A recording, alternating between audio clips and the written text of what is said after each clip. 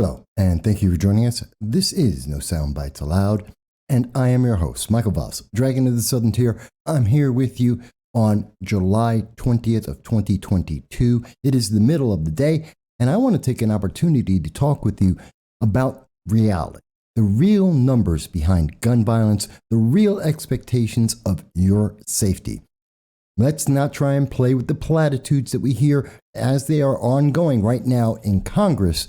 Let's look at some numbers, let's look at some history, let's look at what you can expect to happen in the near future and thereafter. Now, if this is the first time that you are seeing our channel, we want to take a moment to say welcome and thank you for joining our audience.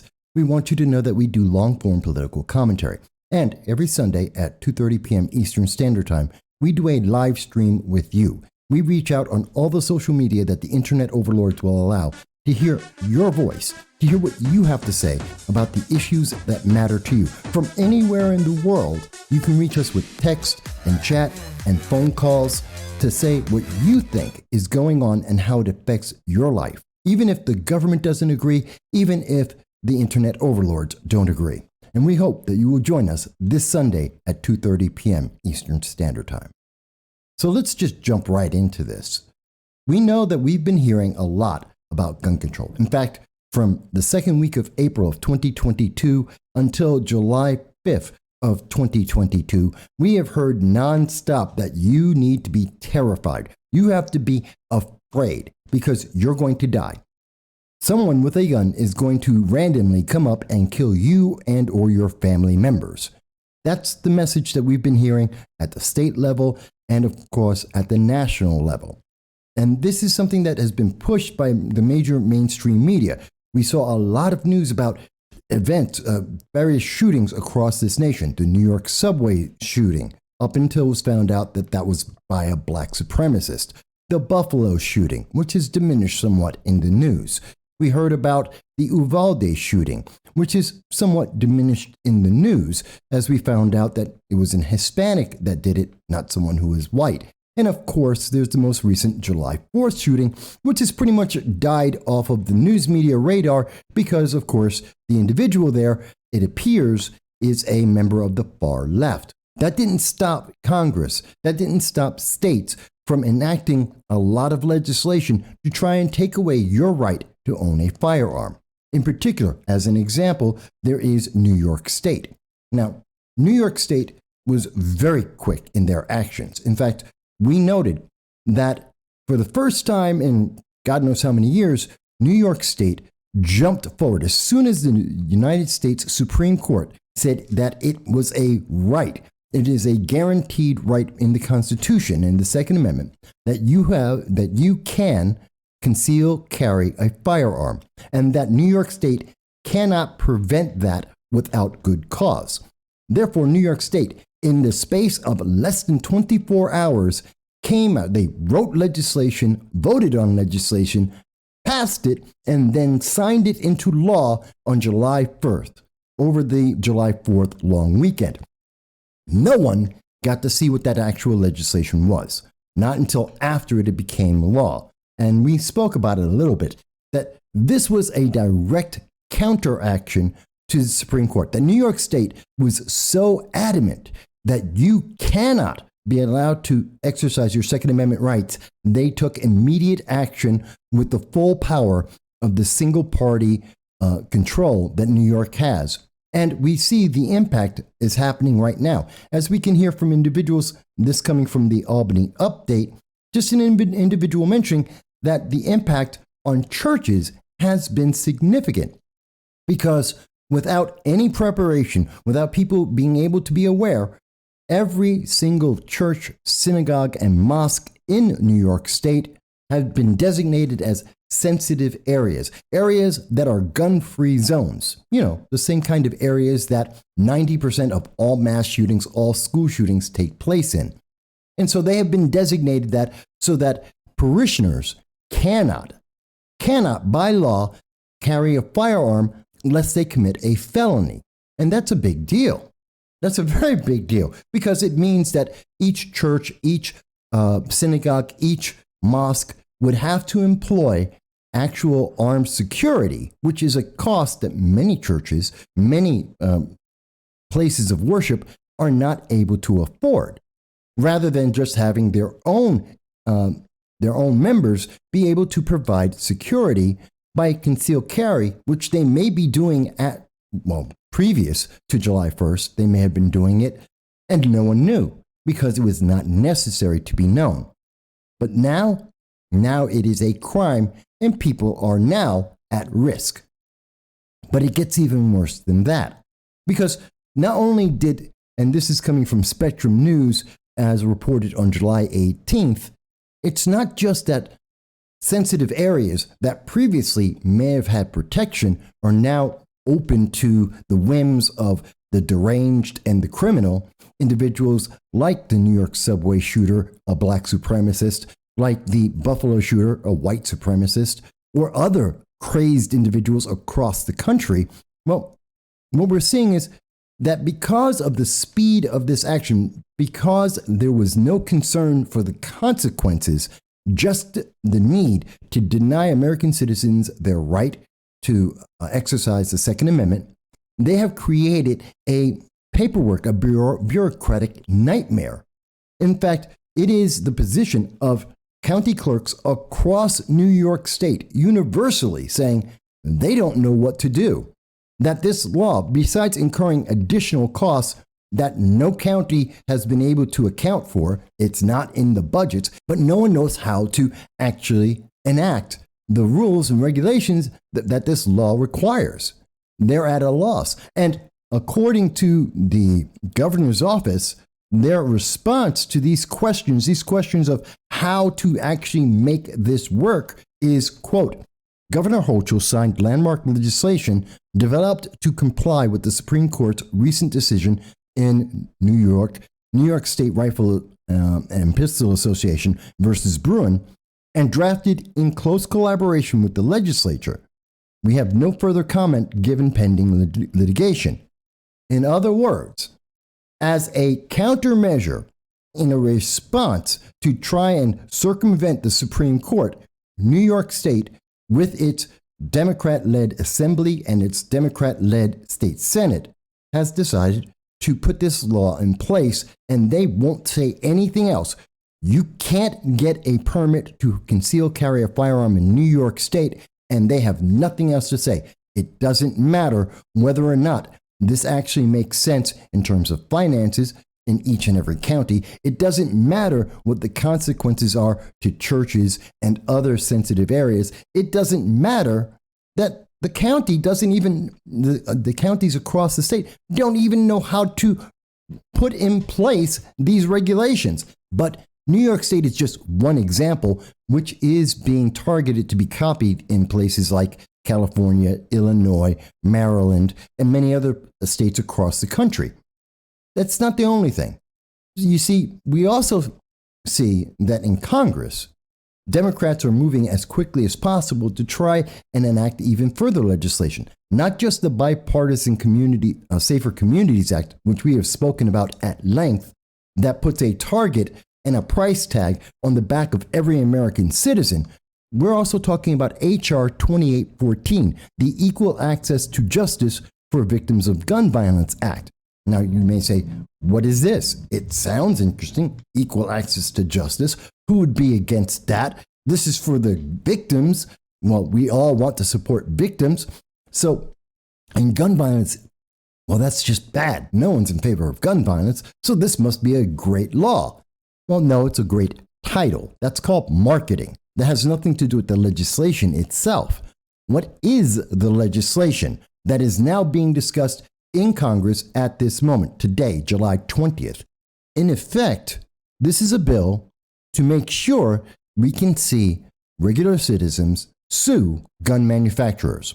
In fact, what this does is it removes the following. It removes the protections in place under 15 USC 105. And we will include the links for everything that we are discussing so that you can see it at your leisure and you can find it. Because I know the major mainstream media rarely, if ever, links to the actual laws and do not want you to see this. They want to give you their summary of what is actually happening.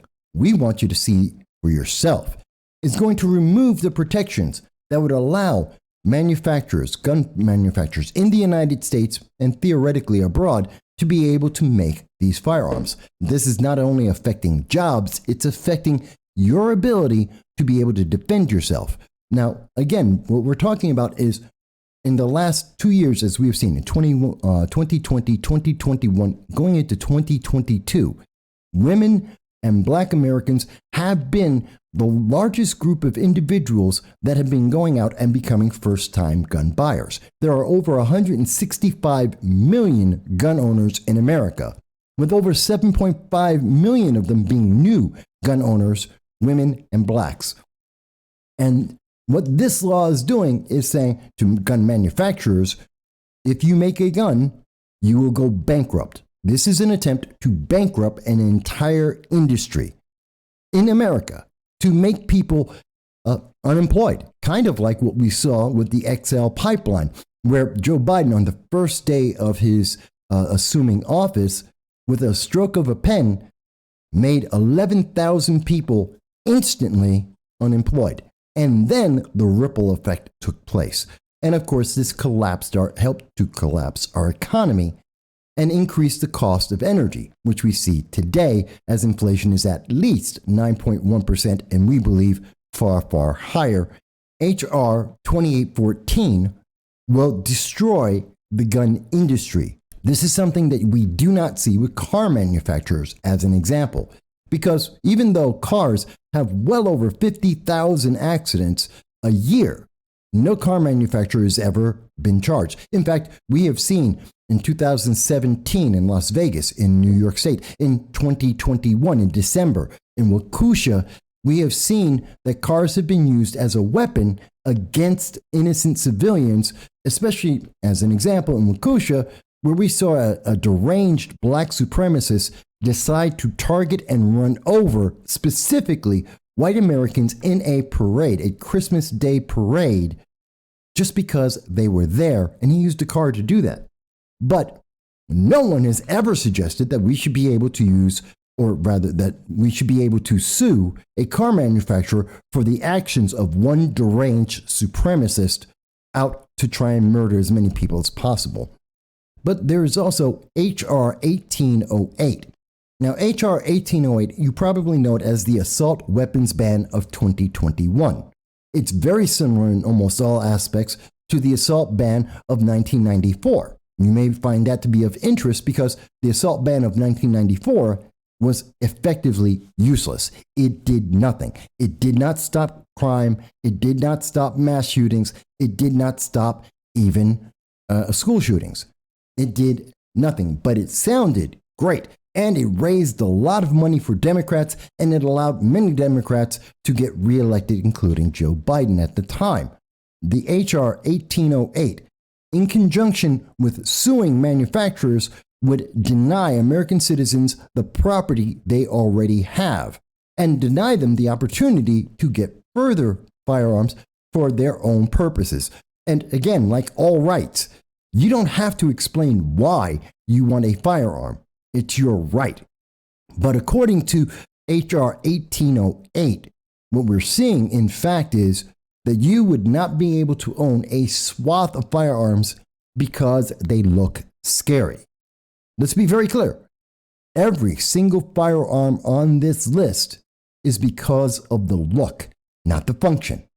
Because each and every one of the firearms on this list is, in fact, a semi-automatic rifle. It's not an assault weapon. There are assault weapons in America, and as we have covered over the last several months multiple times, according to the ATF, there are 741,000 machine guns, which in fact are assault weapons, military-grade assault weapons at that, and they are owned by American citizens right now. They have been owned by Americans since 1934, when the National Firearms Act was enacted. You have the right to own a tank. You have the right to own a rocket. You have the right to own a machine gun, and Americans do. In fact, 3.3 million grenades, mines, rocket launchers, these are all owned by American citizens right now. Assault weapons aren't the problem in America because none of those are being used to commit crimes anywhere in America. This bill, H.R. 1808, or the assault weapons ban, will instead deny American citizens the ability to own rifles. Period. That's simple. Democrats don't like the look. They believe that these items look like something that belongs in Hollywood. And as we have pointed out many times and have shown many times, it's as simple as looking up the Ruger Mini 14. If you see the version that has a metal body, that is illegal under H.R. 1808. If you see the version with a wood stock, that's legal. The firearm is exactly the same. It functions exactly the same. We've been told over and over and over again. This is to protect you. This is for your safety. They have to ban these firearms. They have to destroy an entire industry in America and leaving hundreds of thousands of individuals without a job, without the ability and means to provide for their families and for themselves, because it's going to make you safe. I want to think about that for a second. Let's actually look into this. Now, according to Pew Research in 2022, this is from February of 2022, they state, rifles, the category that includes what is sometimes referred to as an assault weapon, which it is not, were involved in 3% of firearm murders. Shotguns were involved 1% of the time in 2020. Remember, 2020 was the year of George Floyd, that individual who led to riots that killed 36 American citizens, including an 8-year-old child in Atlanta, including a 23-year-old mother, Jessica Dottie Whitaker in Indianapolis, amongst many, many others. None of them died because of rifles. That really wasn't the factor. That wasn't a problem. In fact, when we think about it and we look at it, the leading causes of death, according to the CDC, do not include firearms. They're not the biggest problem in America. Heart disease, cancer, accidents, strokes, chronic respiratory diseases, Alzheimer's, diabetes, influenza. There are plenty of things that do kill Americans. They aren't firearms. But you wouldn't hear that, and you don't hear that from the far left. They have a different opinion. As an example, here's David Hogg today. As he had put out earlier, during the congressional hearing, he decided that he hadn't been in the public eye in quite some time because he has no relevance, because he's not important. He has only one message, and he continues to always spout that message. He says on Twitter, "The guns in Parkland, Buffalo, El Paso didn't come from Mexico. They came from the United States. And the shooters were inspired by racist, anti-black, anti-immigrant manifestos that rhyme with GOP talking points." Well, that's the claim that we hear. Let's actually hear what he had to say here. Creating the points of mass shooters in your manifesto. The shooter at my high school, anti-Semitic, anti-black, and racist. The shooter in El Paso described it as an invasion. Guess what? Those guns are coming from the United States of America. They aren't coming from Mexico. They are not coming from Mexico. You are reiterating the points of a mass shooter, sir. Sir, you are perpetuating this violence. You need to realize this is not about a Democrat or Republican. Stop these things now. Go, David. So, why did David Hogg do this? To rile up the far left, to try and gain some relevance because he has none at this time, and to try and make people feel bad for exercising their Second Amendment rights. The fact is that he was very, very careful in what he said. Again, he's speaking about Parkland, which he was part of, and that was a horrible event.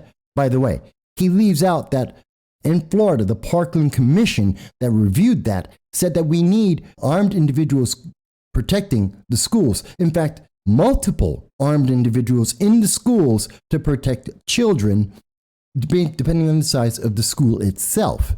How about Buffalo? Again, he's going to that one racist, but he leaves out the New York subway shooter, which was a black supremacist. He leaves out Waukesha. He leaves out many things. In fact, we pointed out in our reply to him that he left out the Highland Park shooting, the New York City subway shooter, the Orlando and San Bernardino shooters, the Columbus shooter in 2021. Why would he leave those individuals out?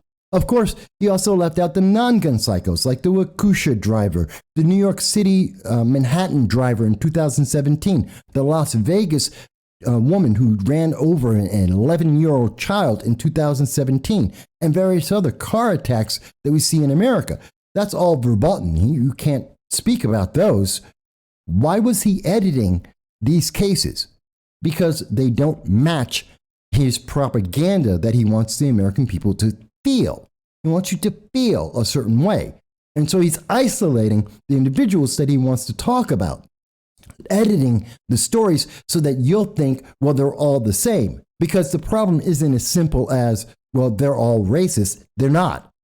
And it's not as simple as, well, just take away the firearms, take away all the rifles, and everyone will be safe. That's not true either.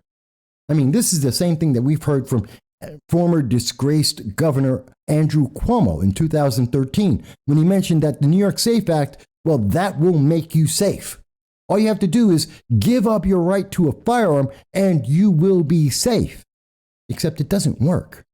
In fact, let's look at what was being said in the congressional hearing today talking about H.R. 1808 and H.R. 2814. Representative Jim Jordan himself. Firearm. Think about that. Millions of guns that fit the description of those outlined in this bill are in the homes of law-abiding Americans as we speak right now. This bill would send these lawful firearm owners to prison if they try to give a neighbor or sell them to a friend. Not only would this legislation strip Americans of their rights, but it would do nothing to make our communities safer. We know that because Democrats tried it before. They tried it with the, quote, assault weapons ban in 1994. And guess what? That ban was found to be ineffective in reducing violent crime. There you go. The data speaks for itself. The reality is that this has not worked in the past, and we have no reason to believe it's going to work in the future. We have heard over and over again that Democrats and progressives have said, well, there's nothing good about guns. Guns are just evil. Well, that means no one's there to protect us from gunmen. Now, I know they'll say, well, it's because law enforcement will protect you. Not always. They can't be everywhere all the time. In fact, we have seen that it is true that American citizens are protected very often by other American citizens who are armed. Concealed carry has been effective many times in America. As an example, there's Oklahoma City. Attempted mass shooter was stopped. I mentioned, I am thankful that under the concealed carry and open carry laws that I have signed as governor, 2 armed citizens had the ability to protect and save the lives of our fellow Oklahomans. This is from Governor Mary Phelan. Remember, whenever someone does something that the Democrats don't like, we very often see them punished for that. We have a negative response to someone doing a good thing. So if you conceal carry and save people's lives, Democrats will ask for you to be arrested. It's kind of like what we saw in New York City when the bodega owner, the worker, he tried to protect his life with a knife because he was under assault. And the first thing that New York City arrest that man, he saved himself. He didn't wait for some member of law enforcement for the United States government, the New York state government, to come in and save his life. No, instead, we want to arrest him for protecting himself. This is often what we hear from progressives, and we heard that in 2018. But you know what? There are many other individuals. How about the armed citizen who neutralized the Indiana mall shooter in 15 seconds? This is important. This is critical. You heard about this. This was July 19th of 2022. It was yesterday.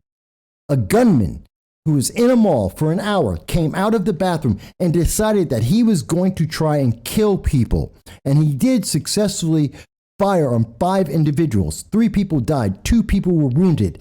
And if it were not for the fact that there was an armed concealed carry individual in the crowd, in 15 seconds to stop that mass shooter, that attempted mass shooter, that criminal, that crazed individual. If it were not for him, more people would have died. In fact, to quote, many more people would have died last night if not for a responsible armed citizen who took action within the first 2 minutes of the shooting.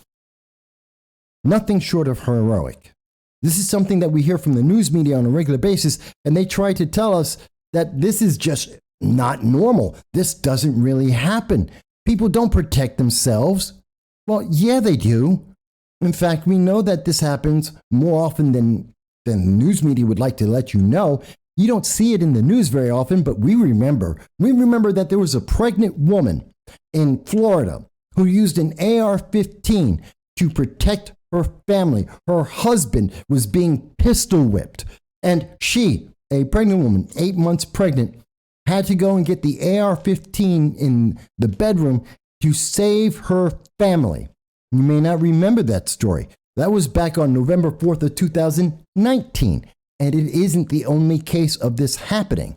Here we go from the AP. There have been other examples of armed people defending large groups. In May, a woman fatally shot a man in Charleston, West Virginia, after he fired a rifle into a crowd at an outdoor party, and she was praised by police, not charged. In 2017, Devin Patrick Kelly crashed his car and killed himself after bystanders, including one individual who was armed, chased after him after he massacred 26 people at a church in Sutherland Springs, Texas. Now, I remember this Texas shooting. And here's the thing to remember. In New York State, this could never happen. In New York State, if you are in that church, New York State would rather allow Devin Patrick Kelly to kill as many individuals as possible rather than allowing even one member of the congregation to protect everyone else, to save their lives. From July 18th, 2 days ago, Houston would-be robber is shot and killed by the victim, his would-be victim. He was at an ATM on Saturday night attempting to try and rob an individual, and the man defended himself, not only protecting others, but we see cases of individuals protecting themselves. So you have to say, wait a minute, this doesn't seem to match up with what we are told nightly, and since April until July, by MSNBC, CNN, New York Times, the major mainstream media. They have a message, along with the progressives, that you have to be unarmed, that you must be defenseless, and that the only people who should be allowed to have a firearm are police and the military, and that they will protect you. That's what they keep saying. And yet, they also tell us that it just takes one more law, just one more law, and you will be protected. Except that's not necessarily true either. On October 16th of 2017, a deep look at mass shootings and gun control facts, and we looked at the data from across the country. We found some very interesting information. One of the key things we found is that in 2014, 2015, 2016, 2017, the New York SAFE Act and many other gun control laws in states like California, Connecticut, Illinois, New York, where some of the largest amounts of gun homicides and gun violence take place, did not save anyone. In fact, as we concluded, based on the FBI data, the Crime in the USA data, we found that factually, increases in the number of gun restriction legislation, gun control laws, have done nothing to improve the safety of residents in states with the most extreme laws. Equally, murders by means other than firearms has been unaffected and untargeted by those claiming to seek the safety of the public. You are still, on average, at least 4 times as likely to be killed by someone wielding a knife, 2.5 times more likely to be killed by someone wielding a baseball bat or another blunt instrument than someone killing you with a rifle. The only thing that Democrats are targeting right now, the thing that they are trying to put up in front of your face and say, who needs an AR-15? Well, everyone in the Ukraine in particular, but they're trying to tell you, you don't need to protect yourself. Yet they're not doing anything to protect you. And this was an article, a deep analysis of what exactly the assault weapons ban of 2018, at that time it was called HR 5087, what will it do? This is, again, an idea that has been recycled and recycled and recycled again. And it's the same bill. Because in 2018, the exact same thing about the Ruger Mini 14, which is, you can see the image right here, the tactical version versus the rifle. And you can see that the tactical rifle, the one that looks like it belongs in a movie with Arnold Schwarzenegger or Sly Stallone, is exactly the same as the wood version, except the tactical version is the one that's made illegal in states like Delaware, and they're attempting to make it national. Over and over again, we see that this is not to make you safer. And we want to mention that the aforementioned National Firearms Act of 1934 had no effect on the majority of citizens, as it was targeted to address the use of automatic firearms, actual assault weapons, machine guns, used by organized crime in acts of crime, like the St. Valentine's Day Massacre in particular, generally targeting other targets of criminal activity. Prior to and subsequently after Prohibition, the use of automatic firearms is unheard of among the general public. Even the mentally deranged have not used such military-grade firearms before or after the ban. It should be noted also that although the 1934 Act banned bombs as well, several acts of domestic terrorism and mass shootings have featured the creation and/or use of bombs in violation of the law. Once again, proving that criminal intent is not limited to nor bound by law and is in fact the definition of criminal behavior. Even though we know that school shootings are relatively rare, yes, they get a lot of attention for many days in a row on the news media. And the news media wants you to be terrified. Progressives and Democrats want you to be fearful, and they want to get rid of your guns. But relatively speaking, they're not really that dangerous. It's really not an issue. Again, in 2020, only 3% of gun violence involved a rifle. 1% involved a shotgun. Because like the muggers in New York City that Eric Adams wanted to point out on a video, who mugged a mom and her child, they weren't using a rifle, they used a handgun. They were criminal, and they were criminal in their use. But Democrats want to say, that's okay, you just don't have to have a firearm. You don't get to protect yourself. Not like the pregnant woman in Florida, not like the man in Houston, not like in the mall in Indiana. You don't get to protect yourself. You have to be at risk until someone that the government approves of comes to save your life. We decided to check out the numbers. Now, we went to Gun Facts Info, not because we think they're the best source. They're biased. That's fine. But we wanted to check their sources. Where are they getting their information? Is it accurate to say that people are being saved? In particular, how many people are saved? Is it 2.5 million? Is it 25? Because according to the left, guns do not protect other American citizens. There are no good guys with guns, even though we've shown you several examples of that. Well, we went to President Obama's report. See, in 2013, President Obama put together the priorities for research to reduce the threat of firearm-related violence. This is from the Obama administration, 2013. And what we did is we looked through the data and we went to the defense's use of guns. This is on page 15 of the report. Again, the links will be available for you to read through for yourself. And in the defense of guns, almost all national surveys estimates indicate that defensive uses by victims, defensive uses of guns by victims are at least as common as offensive uses by criminals. This is the Obama administration saying this, with estimates of annual uses ranging from about 500,000 to more than 3 million. The Obama administration says that people using a firearm to defend themselves, that's women trying to protect themselves against sexual assault, that's parents trying to protect their schools, or parents or adults trying to protect their property.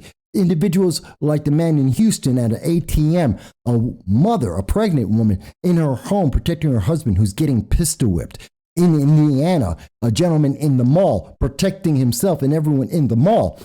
500,000 to 3 million times people are using firearms to protect themselves, something that Democrats want you to believe doesn't happen at all. Now, on the other hand, some scholars point to radically lower estimate of only 108,000 annual defensive uses based on the National Crime Victimization Survey, which is not considered to be reliable. That's according to the Obama administration. This is their study. 500,000. Let's go with the lowest number provided by the Obama administration. 100,000 people a year are saved because someone has used a firearm like we saw in Indiana. How many people in that mall were saved because of that one concealed carry individual? But we keep being told by Democrats that this isn't a reality. Rifles are the most dangerous thing you could possibly have. Going to the 2019 Crime in the United States report, how about New York State? Let's take a look at that, where we have every single kind of gun control effort that you can name. Well, there were only 3 people who died with a rifle out of 550 people killed. 3 with a rifle.